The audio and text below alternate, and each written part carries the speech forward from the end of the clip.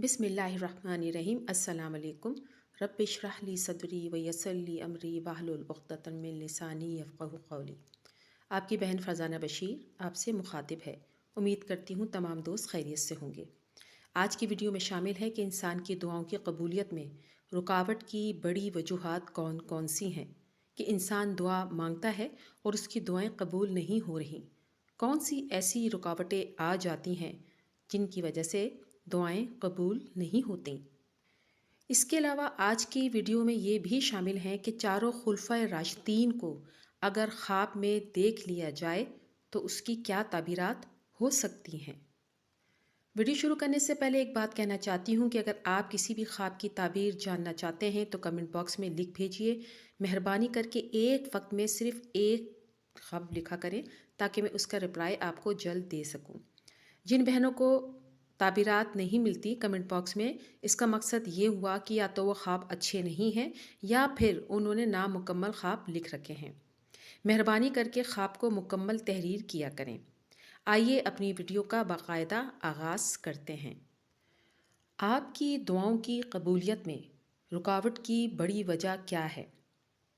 अगर ये दो निशानियाँ आपको नज़र आ जाएं तो समझ जाइए कि अल्लाह की तरफ से आपकी नामुमकिन दुआओं पर कुन लिखा जा चुका है और अनकरीब तुम्हें हैरत अंगेज़ मुआज़ात की वईद करवाने वाला है। जान रखिए दुआ की कबूलियत की तीन बड़ी निशानियां हैं।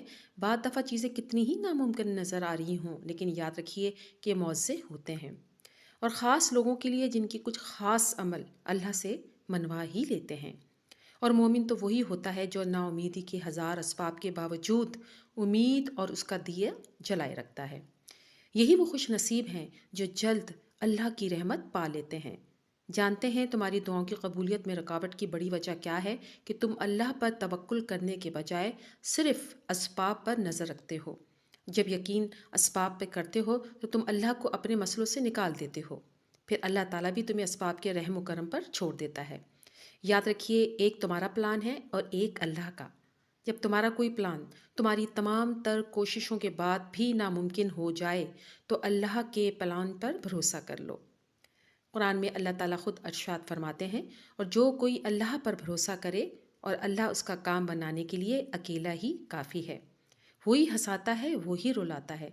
बस तुम अल्लाह को याद करते रहना, उससे मांगते रहना, क्योंकि इसकी याद में शुक्र है। उसको भूल जाना कुफ्र है। तुम चाहो तो दुआ का तसलसल बढ़ा लो, और चाहो तो सजदों को तवील कर लो, और चाहो तो रुक जाओ। लेकिन ये मत भूलना कि तुम्हारा काम सिर्फ इल्तिजा करना है, तदबीर वो खुद निकालता है। अल्लाह ताला कुरान पाक में एक जगह फरमाते हैं, बाद लोग ऐसे हैं जो अल्लाह से इल्तिजा करते हैं कि ऐ मेरे परवरदिगार, हमको जो देना है दुनिया में दे दे। और बाद लोग ऐसे हैं कि दुआ करते हैं कि ऐ मेरे परवरदिगार, हमको दुनिया में भी नेमत अता फरमा और आखिरत में भी नेमत बख्श। आप जानते हैं वो कौन सी तीन निशानियां हैं जो आपकी नामुमकिन दुआओं पर कुन कहलवा ही लेती हैं? याद रखिए, जब तुम दूसरों के साथ सुख की दुआ करते हो तो अल्लाह का फरिश्ता अल्लाह से तुम्हारे सब्र की दुआ करते हैं। जब तुम किसी के रास्ते से पत्थर उठाते हो तो तुम्हारे रास्ते का पत्थर उठा लिया जाता है। जब तुम दूसरों के लिए आसानी पैदा करने लगते हो तो अल्लाह ताला तुम्हारे हर काम में आसानियाँ पैदा फरमा देता है, और तुम्हारी मुंह से निकली हुई बातों को भी अल्लाह ताला कबूल फरमा लेता है। अल्लाह ताला कुरान पाक में ख़ुद इशारा दे रहा है कि तुम अपने परवरदिगार का खौफ दिल में रखो, और भलाई उन्हीं के लिए है जिन्होंने इस दुनिया में भलाई की हो, और अल्लाह की ज़मीन बहुत वसी है। जो लोग सब्र से काम लेते हैं उनका सवाब उन्हें बेहिसाब दिया जाएगा। जानते हैं, दुआओं की कबूलियत की एक निशानी ये भी है कि तुम्हारा दर्द, तुम्हारी तकलीफ़, तुम्हारी बेचैनी को ख़त्म कर देता है। तुम शिकायतें करना छोड़ देते हो, अल्लाह के शुक्रगुजार बनने लगते हो। तुम लोगों को छोड़कर अपने खालिक के आगे रोना शुरू कर देते हो। दूसरों को अपना हाल बताने के बजाय अपनी खुशियाँ बांटने लगते हो। गुनाह तुमसे दूर होना शुरू हो जाते हैं, नेकियां तुम्हें पसंद आने लगती हैं। तुमको सजदों में सुकून मिलने लगता है। तुम खुद को दुनिया का खुशकिस्मत तरीन इंसान समझना शुरू कर देते हो। جان لو کہ صرف تمہاری دعائیں قبول نہیں ہوتی بلکہ تمہیں اللہ کی بارگاہ میں بھی قبول کروا دیتی ہیں۔ جانتے ہو دعا قبول ہونے کی بڑی نشانی کیا ہے؟ کہ تمہارا معاملہ اللہ تک پہنچ چکا ہے۔ تمہاری تکلیف جو بڑھنے لگی ہیں تو سمجھ لینا کہ اللہ کی طرف سے خاص اشارہ ہے کہ عنقریب تمہیں کشادگی ملنے والی ہے، اور تمہاری دعائیں بہتر طریقے سے تمہارے حق میں قبول ہو کر تمہارے حق میں کوئی بڑی بہتری لانے والی ہے۔ جان لو کہ اللہ کا وعدہ سچا ہے۔ جب وہ رحمان دینے پر آتا ہے تو کسی گناہگار کی چادر کو نہیں دیکھتا، وہ دیکھتا ہے کہ چادر پر گرنے والے ندامت کے آنسوؤں کو، اور جو کوئی اللہ سے ڈرتا ہے اللہ اس کے لیے نجات کی شکل نکال ہی لیتا ہے۔ بے شک وہ غفور الرحیم ہے۔ ہر وہ آنسو جو آسمان کو دیکھ کر گرتا ہے وہ تمہاری تقدیر بدلنے کی طاقت رکھتا ہے۔ آج تمہارے دل میں یہ سوال آ رہا ہے کہ اللہ میری ہر تدبیر کے باوجود بھی میری سن کیوں نہیں رہا؟ تو سنو، اللہ تعالیٰ خود تم سے کہہ رہا ہے کہ دنیا میں تمہیں دینے کے لیے وقت مقرر ہے۔ جب تم اپنا درد اللہ تعالیٰ سے رات کی تنہائی میں بیان کرتے ہو تو اللہ تعالیٰ تمہارے گناہ معاف کر کے اپنی رحمت کے وہ اسباب بنانا شروع کر دیتا ہے جو تمہاری دعاؤں کی قبولیت کا سبب بن جاتے ہیں۔ جب بھی اداس ہونے لگو تو خود کو یہ یاد دلا دیا کرو کہ جس نے مشکل دی ہے اس نے مدد کا بھی تو وعدہ کر رکھا ہے۔ وہ آزماتا ہے اسی چیز سے جو تمہیں بےحد پیاری ہوتی ہے، تاکہ اس چیز کی تڑپ تمہیں اللہ پاک سے ملوا دے۔ اور آزمائش کے لیے چنے جانے والوں کے لیے دعاؤں کو بھی اللہ تعالیٰ نے قبولیت کے لیے چن رکھا ہوتا ہے۔ وہ تمہارے ہاتھوں کو کبھی بھی خالی نہیں کرتا جب تک وہ انہیں اور بہتر چیز سے بھرنے کا ارادہ نہ کر لے۔ دعائیں نصیب سے نہیں بلکہ نصیب دعاؤں سے ملتا ہے، اور کائنات کے سارے معجزے دعاؤں سے ہی تو ہوتے ہیں۔ اللہ تعالیٰ سے ہمیشہ خوبصورت گمان رکھیے۔ فقط ایک وہی ذات ہے جو اندھیروں سے دیا جلانے پر قادر ہے، وہی ہے جو مضطرب دلوں کو سکون بخشتا ہے، اسی کا ساتھ ہمت، امید اور حوصلے کا ساتھ ہوتا ہے۔ قرآن پاک میں اپنے بندوں کو اللہ تعالیٰ اس طرح تسلی دیتا ہے، مشکل کے بعد اللہ جلد ہی راحت دے گا۔ سب سے خوبصورت وقت وہ ہے جو آپ کو اپنے رب کے ساتھ گزارنا ہے، پھر وہ چاہے نماز کی صورت ہو، قرآن کی صورت ہو یا ذکر کی صورت میں۔ اور جان لو کہ جب اللہ کی مرضی کے بغیر اس کائنات کا ایک پتا بھی نہیں ہل سکتا تو پھر تمہارا اللہ سے بار بار رجوع کرنا، اس سے مانگنا بے وجہ نہیں ہے۔ جب اللہ تعالیٰ تمہارے ہاتھوں میں اتنی جان ڈال دیتا ہے کہ وہ دعا کے لیے اٹھ سکیں تو پھر اللہ تعالیٰ ان اٹھے ہوئے ہاتھوں کی لاج بھی رکھتا ہے۔ انسان جب اچھا سوچتا ہے تو اللہ تعالیٰ خود ہی راستے بنا دیتا ہے اور مشکلیں آسان کر دیتا ہے۔ تمہارا رب جس چیز کو تمہارے قریب کر دے اس میں حکمت تلاش کرو، اور جس چیز کو تم سے دور کر دے اس پر صبر اختیار کرو۔ زندگی میں کبھی ایسی تکلیفوں سے گزرنا پڑے جس کا کبھی گمان بھی نہ ہو تو اطمینان رکھو کہ اللہ راحتیں بھی ایسی ہی عطا کرے گا جن کا کبھی تمہارے دل میں خیال بھی نہ گزرا ہوگا۔